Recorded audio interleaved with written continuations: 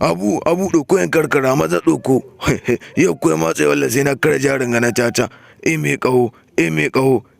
Gida da mota wayo daɗi.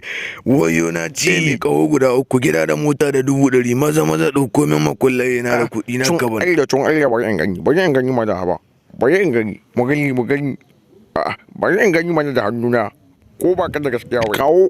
Ban saki wallah ban saki. Da ka rike tana son tana canza kala ban saki muna hukin Allah wallahi ban saki na riga na ci saki. Ya hukin Allah ta'ala. To haka kacci.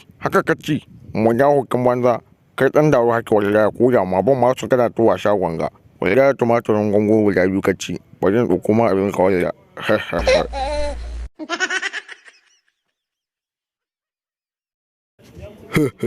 Domin samun shirye-shiryenmu cikin sauƙi ku shiga channel ɗinmu mai suna Real Ma TV ku danna subscribe kuma ku danna mana ƙararrawa.